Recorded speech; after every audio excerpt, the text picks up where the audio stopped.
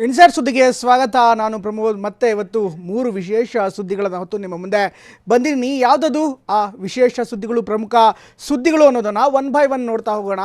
ಮೊದಲನೇದಾಗಿ ಈಗಾಗಲೇ CDS ರಾವತ್ ಅವರು ಮೃತರಾಗಿದ್ದಾರೆ. ಮೃತರಾದಂಥ ಸಂದರ್ಭದಲ್ಲಿ ಕೊನೆಯ ಕ್ಷಣದಲ್ಲಿ ನೀರು ಕುಡಿಯೋದಕ್ಕೆ ಅವರು ಪರದಾಡಿದಂಥ ಘಟನೆ ಕೂಡ ನಡೆದಿದೆ. ಇನ್ನು CDS ರಾವತ್ ಈ ಒಂದು ಸಂದರ್ಭದಲ್ಲಿ ಯಾವ ರೀತಿ ಪರದಾಡಿದ್ರು ಅನ್ನೋದನ್ನು TV9ಗೆ ಪ್ರತ್ಯಕ್ಷದರ್ಶಿ ಶಿವಕುಮಾರ್ ಎಂಬುವರು ಸಂಪೂರ್ಣವಾಗಿ ವಿವರಣೆಯನ್ನು ನೀಡಿದ್ದಾರೆ. ಎಕ್ಸ್ಕ್ಲೂಸಿವ್ ಆದಂಥ ಒಂದು ಮಾತುಕತೆ TV9 ಶಿವಕುಮಾರ್ ಅವ್ರ ಜೊತೆ ಮಾತನಾಡಿದೆ. ಇನ್ನು ಅದೇ ರೀತಿ ಇನ್ನೊಂದು ವಿಶೇಷವಾದಂಥ ಸುದ್ದಿ ಬಗ್ಗೆ ಹೇಳೋದಾದರೆ, ಈಗಾಗಲೇ ಸಿದ್ದರಾಮಯ್ಯಗೆ ಮತ್ತೆ ಆಫರ್ಗಳು ಸಾಕಷ್ಟು ವಿಶೇಷವಾದಂಥ ಆಫರ್ಗಳು ಬರ್ತಾ ಇದೆ. ಚಾಮರಾಜಪೇಟೆಯಿಂದ ಚಾಮರಾಜನಗರಕ್ಕೆ ಹೋಗ್ತಾರಾ ಸಿದ್ದರಾಮಯ್ಯ ಅಂತ. ಯಾಕಂದರೆ ಈಗಾಗಲೇ ಸಾಕಷ್ಟು ತಂತ್ರಗಾರಿಕೆ ನಡೀತಾ ಇದೆ.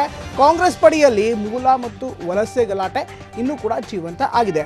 ಇನ್ನು ಕೋವಿಡ್ ಮಾರ್ಗಸೂಚಿ ರಚನೆಗೆ ಸಂಬಂಧಪಟ್ಟಂತೆ ಸರ್ಕಾರ ಈಗಾಗಲೇ ಸಾಕಷ್ಟು ಕ್ರಮಗಳನ್ನು ಕೈಗೊಳ್ಳೋದಕ್ಕೆ ಮುಂದಾಗ್ತಾ ಇದೆ. ಹೊಸ ಕೋವಿಡ್ ಮಾರ್ಗಸೂಚಿ ರಚನೆಗೆ ಸರ್ಕಾರ ಸಿದ್ಧತೆ ಮಾಡಿಕೊಂಡಿದೆ. ಜನರಿಗಿಲ್ಲ ಕಷ್ಟ, ಜೀವಕ್ಕಿಲ್ಲ ನಷ್ಟ ಅಂತ ಹೇಳ್ತಾ ಇದ್ದಾರೆ ಹಿರಿಯ ಅಧಿಕಾರಿಗಳು. ತಜ್ಞರ ಅಭಿಪ್ರಾಯವನ್ನು ಪಡೆದು ಮುಂದಿನ ವಾರ ಹೊಸ ರೂಲ್ಸ್ ಬರುತ್ತೆ. ಮೊದಲನೇದಾಗಿ ಈಗ CDS ರಾವತ್ ಅವರ ವಿಶೇಷವಾದಂಥ ಇನ್ನು ಮೊದಲದಾಗಿ ಹೇಳಬೇಕು ಅಂದರೆ CDS ರಾವತ್ ಅವರ ಕೊನೆ ಗಳಿಗೆ ಹೇಗಿತ್ತು, ಸಾಕಷ್ಟು ಚರ್ಚೆ ಆಗ್ತಾ ಇದೆ. ಜೊತೆಗೆ ತನಿಖೆ ಕೂಡ ಆಗ್ತಾ ಇದೆ. ಈ ಒಂದು ಘಟನೆ ನಡೆದಿದ್ದು ಹೇಗೆ ಅನ್ನೋದ್ರ ಬಗ್ಗೆ ಸಾಕಷ್ಟು ತನಿಖೆ ಆಗ್ತಾ ಇದೆ. ಇನ್ನು TV9 ಕೂಡ ಸ್ಥಳದಿಂದ ಪ್ರತ್ಯಕ್ಷವಾದಂಥ ವರದಿಯನ್ನು ಮಾಡಿತ್ತು. ಈ ಒಂದು ಸಂದರ್ಭದಲ್ಲಿ ನಮ್ಮ ಪ್ರತಿನಿಧಿ ರಾಮ್ ಶಿವಕುಮಾರ್ ಎಂಬುವರ ಜೊತೆ, ಶಿವಕುಮಾರ್ ರಾವತ್ ಅವ್ರ ಜೊತೆ ಕೊನೆ ಕ್ಷಣದಲ್ಲಿ ಏನಾಗ್ತಾ ಇದೆ ಅನ್ನೋದನ್ನು ಅವರು ಕಣ್ಣಾರೆ ಕಂಡಿದ್ರು. ಹೀಗಾಗಿ ಅವ್ರ ಜೊತೆ ಮಾತುಕತೆಯನ್ನು ನಡೆಸಿದ್ದಾರೆ. ಏನಾಗಿತ್ತು ಆ ಕ್ಷಣದಲ್ಲಿ ಸಂಪೂರ್ಣವಾದಂಥ ವಿವರವನ್ನು ನೋಡ್ಕೊಂಡು ಬನ್ನಿ. ಸೇನಾ ಹೆಲಿಕಾಪ್ಟರ್ ದುರಂತ ಕಂಡಂತಹ ಸ್ಥಳದಲ್ಲಿ ನಾವಿದ್ದೇವೆ. ಕಾಟೇರಿ ಗ್ರಾಮ ಏನಿದೆ ಆ ಒಂದು ಸ್ಥಳವನ್ನು ನೀವು ನೋಡ್ತಾ ಇದ್ದೀರಾ. ಈ ಒಂದು ಸ್ಥಳ ಏನಿದೆ ಸಂಪೂರ್ಣವಾಗಿ ಪರ್ವತಗಳಿಂದ ಸುತ್ತುವರೆದಿದೆ. ಅಷ್ಟೇ ಅಲ್ಲ, ಎತ್ತರದ ಮರಗಳು ಸಹ ಇಲ್ಲಿ ಇದ್ದಾವೆ. ಮತ್ತು ಕ್ಷಣಕ್ಕೂ ಇಲ್ಲಿ ಹವಾಮಾನ ಬದಲಾಗ್ತಾ ಇರುತ್ತೆ. ಯಾಕಂದರೆ ಈ ಒಂದು ದುರಂತ ಆದಂತಹ ಸಂದರ್ಭದಲ್ಲಿ ಹವಾಮಾನ ವೈಪರೀತ್ಯವೂ ಸಹ ಕಾರಣ ಅನ್ನೋ ಒಂದು ಚರ್ಚೆ ಸಹ ಆರಂಭವಾಗಿದೆ. ಸಂಪೂರ್ಣವಾದಂತಹ ಏನು ಮಂಜು ಮುಸುಕಿದಂತಹ ವಾತಾವರಣ ಇದೆ.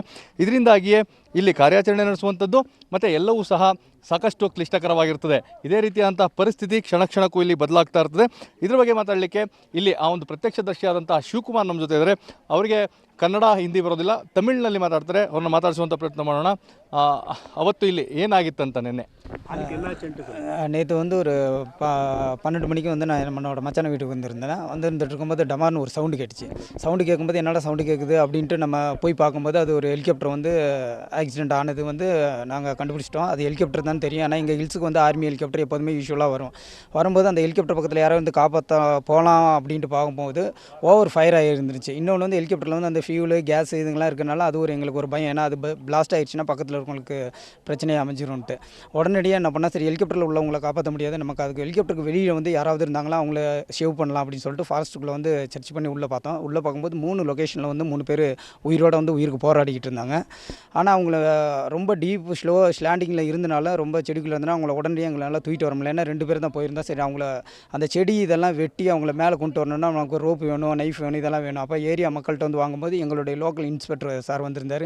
சார்கிட்ட வந்து விஷயத்தை வந்து, சார் 3 இடத்துல 3 பேர் உயிரோடு இருக்காங்க சார், அவங்கள நம்ம காப்பாற்றி ஆகணும்னு அவர் சார் என் கூட வந்து ஒருத்தர் படுத்திருந்தார். அவர் உயிர் தான் போராடி இருந்தார். அப்போ அவர்கிட்ட வந்து, சார் கூலாக இருங்க, ரிலாக்ஸ் ஆகிருங்க, நாங்கள் வந்துட்டோம் அப்படின்னா தான் அவர் என்னை திரும்பி பார்த்து வந்து எனக்கு கொஞ்சம் தண்ணி வேணும் அவர் இங்கிலீஷில் கேட்டார். கேட்கும்போது தண்ணி வேணும்னு, ஏன்னா மேலே வந்து தண்ணியெல்லாம் கொண்டு போகிறதுக்கு டைம் ஆயிரும். அதுக்குள்ளே எங்கள் பசங்க வந்து பெட்ஷீட்டு இதெல்லாமே மேலே கொண்டு வந்து அவரை பெட்ஷீட்டில் தூக்கி உட்கார வச்சு நாங்கள் அவரை வந்து மேலே ரெஸ்க்யூ பண்ணி கொண்டு வந்துட்டோம். தண்ணி வாங்க யார் அது?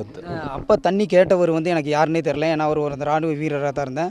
அந்த அவர் ஹாஸ்பிட்டலுக்கு அனுப்பிச்சி விட்டு ஒரு 3 மாதம் ஒரு 3 மணி நேரம் கழித்து நாங்கள் கீழே ஃபீல்டில் இருக்கும்போது ஒரு ஆர்மி ஆஃபீஸர் வந்து என் ஷோல்டரை வந்து தட்டி ஒரு ஃபோட்டோவை கட்டினார். அந்த ஃபோட்டோ வந்து நம்மளுடைய முப்படை தளபதி பிபின் சாரோட ஃபோட்டோ கட்டுவோம். சார் ஆமாம் சார், இவர் தான் இருந்தேன். நீ ரெஸ்க்யூ பண்ணி ஐடென்டிஃபை பண்ணது வந்து அவர் தான், ஃபஸ்ட்டு அவர் தான் ஐடென்டிஃபை பண்ணவர். அவர் என்ன சொன்னார்னா, சார் வாட்டர் கேட்டார் சார் அப்படின்னா.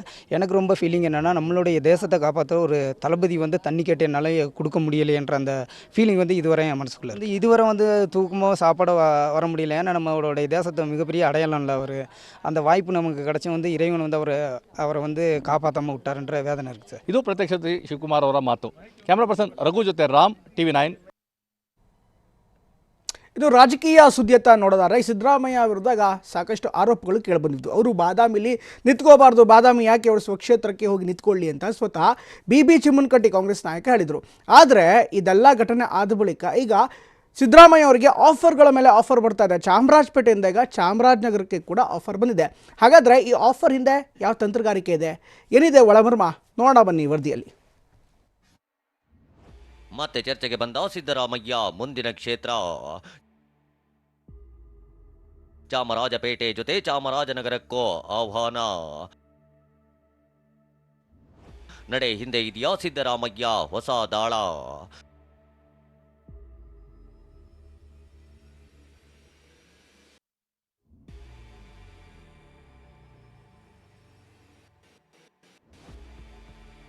ಸಿದ್ದರಾಮಯ್ಯ ಮುಂದಿನ ಚುನಾವಣೆಯಲ್ಲಿ ಬಾದಾಮಿ ಕ್ಷೇತ್ರದಿಂದ ಹೊರ ಹೋಗ್ತಾರೆ ಅನ್ನೋ ಮಾತುಗಳು ಜೋರಾಗಿಯೇ ಕೇಳಿ ಬರ್ತಿದೆ. ಹೀಗಾಗಿ ಸಿದ್ದರಾಮಯ್ಯ ಮುಂದಿನ ಕ್ಷೇತ್ರ ಯಾವುದೋ ಎಂಬ ಪ್ರಶ್ನೆ ಎದ್ದಿದೆ.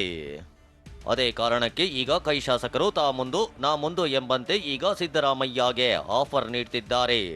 ಚಾಮರಾಜನಗರದ ಶಾಸಕ ಪಟ್ಟರಂಗ ಶೆಟ್ಟಿ ಈಗ ಸಿದ್ದರಾಮಯ್ಯ ಚಾಮರಾಜನಗರ ಕ್ಷೇತ್ರದಿಂದ ಸ್ಪರ್ಧಿಸಿದ್ರೆ ಸೀಟ್ ಬಿಟ್ಟು ಕೊಡೋಕೆ ರೆಡಿ ಅಂತ ಹೊಸ ಪ್ರಸ್ತಾಪ ಇಟ್ಟಿದ್ದಾರೆ.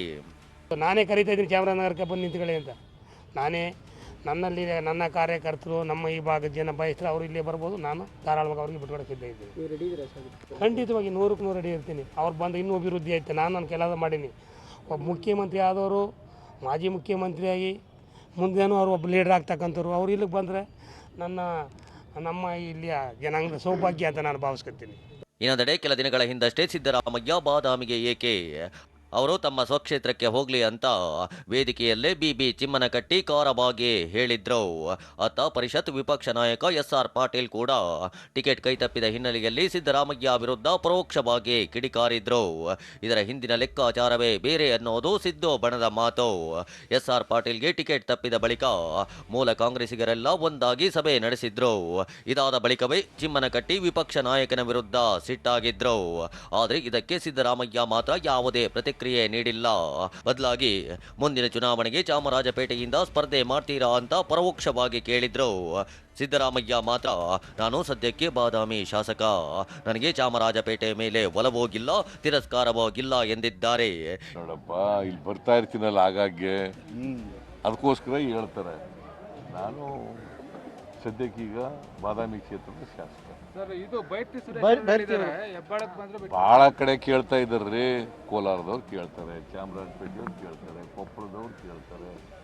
ಒಲವೂ ಇಲ್ಲ, ವಿರೋಧನೂ ಇಲ್ಲ ನನಗೆ. ಏನೋ ಬಿಬಿ ಚಿಮ್ಮನಕಟ್ಟಿ ಹೇಳಿಕೆ ನೀಡ್ತಾ ಇದ್ದಂತೆ ಈತ ಪುಟ್ಟರಂಗ ಶೆಟ್ಟಿ ಕೂಡ ಹೇಳಿಕೆ ನೀಡಿರುವುದು ಸಿದ್ದರಾಮಯ್ಯ ಬಣದ ಟಾಂಗ್ ಎಂದೇ ಹೇಳಲಾಗ್ತಿದೆ. ಕೇವಲ ಒಂದೇ ಕ್ಷೇತ್ರವಲ್ಲ, ಎಲ್ಲೆಡೆ ಕೂಡ ನಮಗೆ ಡಿಮ್ಯಾಂಡ್ ಇದೆ ಎಂಬ ಸಂದೇಶವನ್ನ ಸಿದ್ದು ಟೀಮ್ ನೀಡ್ತಾ ಇದೆ. ಒಟ್ನಲ್ಲಿ ಕೈಪಡೆಯಲ್ಲಿ ಆಗಾಗ ನಡೆಯೋ ಮೂಲ ಮತ್ತು ವಲಸಿಗರ ನಡುವಿನ ಗುದ್ದಾಟ ಹೊಸ ಹೊಸ ರಾಜಕೀಯ ಸನ್ನಿವೇಶಗಳನ್ನ ಹುಟ್ಟು ಹಾಕುತ್ತಲೇ ಇರುತ್ತೆ. ಪ್ರಮೋದ್, TV9 ಬೆಂಗಳೂರು. ಈಗಾಗಲೇ ಕೋವಿಡ್ ಬಗ್ಗೆ ಸಾಕಷ್ಟು ಚರ್ಚೆ ಆಗ್ತಾ ಇದೆ. ಒಮೈಕ್ರಾನ್ ಬಂದರೆ ಏನಾಗುತ್ತೆ ಅನ್ನೋದ್ರ ಬಗ್ಗೆ ಕೂಡ ಗಂಭೀರವಾಗಿ ಈಗಾಗಲೇ ತಜ್ಞರು ಅಭಿಪ್ರಾಯಗಳನ್ನು, ಸಲಹೆಗಳನ್ನು ಸರ್ಕಾರಕ್ಕೆ ಕೊಟ್ಟಿದ್ದಾರೆ. ಹೀಗಾಗಿ ಒಮಿಕ್ರಾನ್ ವೈರಸ್ಸನ್ನು ಕಂಟ್ರೋಲ್ ಮಾಡೋ ನಿಟ್ಟಿನಲ್ಲಿ ಸರ್ಕಾರ ಈಗ ಹೊಸ ಮಾರ್ಗಸೂಚಿನ ತರ್ತಾ ಇದೆ.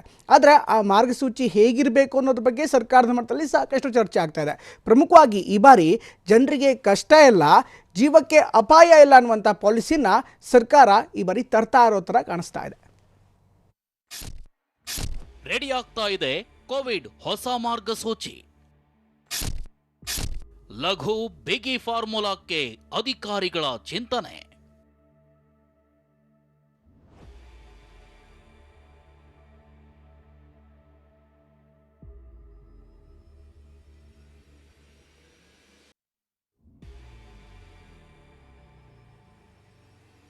ರಾಜ್ಯದಲ್ಲಿ ಕೋವಿಡ್ ನಿಯಂತ್ರಣಕ್ಕೆ ಸರ್ಕಾರ ಈಗಾಗಲೇ ಹಲವು ರೀತಿಯ ಕಟ್ಟುನಿಟ್ಟಿನ ಕ್ರಮಗಳನ್ನು ಕೈಗೊಂಡಿದೆ. ಅದರಲ್ಲೂ ಒಮಿಕ್ರಾನ್ ಪ್ರಸರಣ ತಡೆಗೆ ಈಗಿನಿಂದಲೇ ಬಿಗಿ ಕ್ರಮ ಕೈಗೊಳ್ಳಿ ಅಂತ ಸಲಹೆ ನೀಡಿದ್ದಾರೆ. ಹೀಗಾಗಿ ಈಗ ಸರ್ಕಾರ ಕಳೆದ ಕೆಲ ದಿನಗಳಿಂದ ವೈರಸ್ ಹರಡುವಿಕೆ ಬಗ್ಗೆ ಪ್ರತಿ ಗಂಟೆಗೊಮ್ಮೆ ವಿವರ ಪಡೆದುಕೊಳ್ತಿದೆ. ಇದರ ಪ್ರಾಥಮಿಕ ಅಧ್ಯಯನ ಪ್ರಕಾರ ಏಕಾಏಕಿ ಬಿಗಿ ಕ್ರಮದ ಅವಶ್ಯಕತೆ ಇಲ್ಲ ಅನ್ನೋದು ಹಿರಿಯ ಅಧಿಕಾರಿಗಳ ನಿಲುವಾಗಿದೆ. ಬದಲಾಗಿ ಜನರಿಗೆ ಹೊರೆಯಾಗದೆ ಜನಜೀವನಕ್ಕೂ ಬಿಗಿಯಾಗದ ಮುನ್ನೆಚ್ಚರಿಕಾ ಕ್ರಮಗಳನ್ನು ಕೈಗೊಳ್ಳೋದು ಸೂಕ್ತ ಅಂತ ಸರ್ಕಾರದ ಹಿರಿಯ ಅಧಿಕಾರಿಗಳು ಆರೋಗ್ಯ ಇಲಾಖೆಗೆ ಸಲಹೆ ನೀಡಿದ್ದಾರೆ.